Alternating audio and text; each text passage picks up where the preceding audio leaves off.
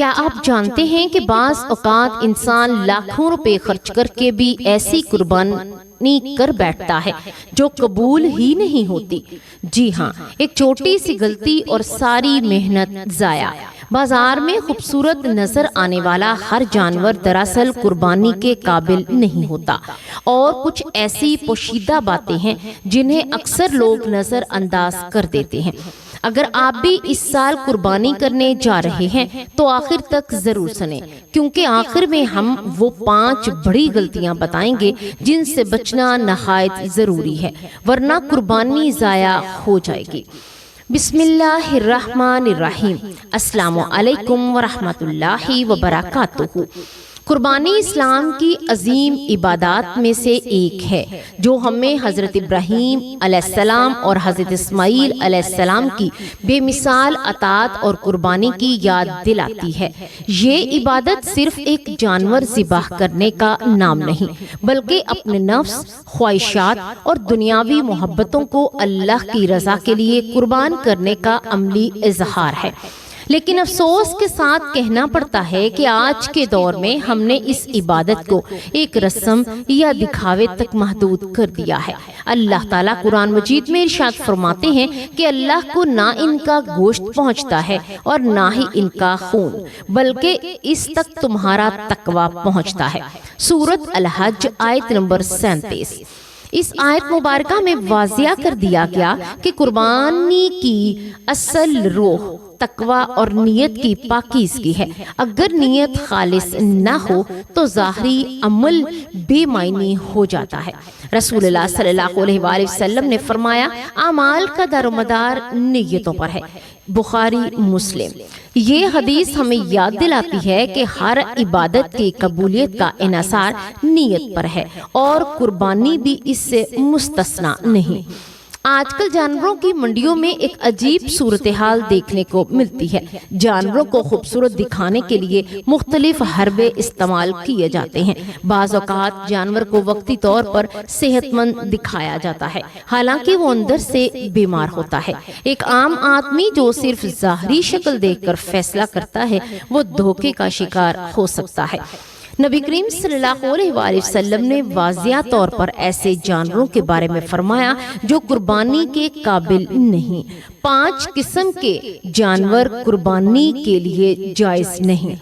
کانا، جس کا کانا ہونا ظاہر ہو، بیمار، جس کی بیماری ظاہر ہو، لنگڑا، جس کا لنگڑا پن ظاہر ہو، اور وہ کمزور جس کی ہڈیوں میں گودا نہ ہو۔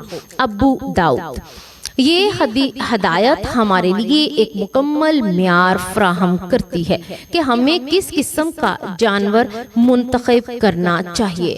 اس کے باوجود بہت سے لوگ لاپرواہی کا مظاہرہ کرتے ہیں، جس کا نتیجہ یہ ہوتا ہے کہ وہ ایک اہم عبادت سے کوتاہی کر بیٹھتے ہیں۔ ایک واقعہ بیان کیا جاتا ہے کہ ایک شخص نے جلد بازی میں ایک جانور خریدا۔ وہ جانور بظاہر بہت ہی خوبصورت اور صحت مند لگ رہا تھا، لیکن جب قربانی کا وقت آیا تو معلوم ہوا کہ وہ لنگڑا ہے، اور اس کا عیب پہلے نظر نہیں آیا۔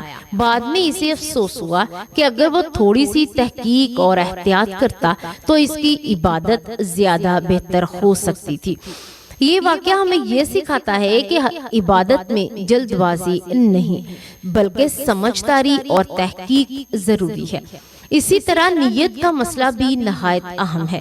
بعض لوگ مہنگے جانور اس لیے خریدتے ہیں تاکہ لوگ ان کی تعریف کریں، لیکن اللہ تعالیٰ کے ہاں اصل قیمت اخلاص کی ہے، نہ کہ قیمت کی۔ ایک سادہ اور خالص نیت کے ساتھ کی گئی قربانی اللہ کے نزدیک زیادہ محبوب ہو سکتی ہے۔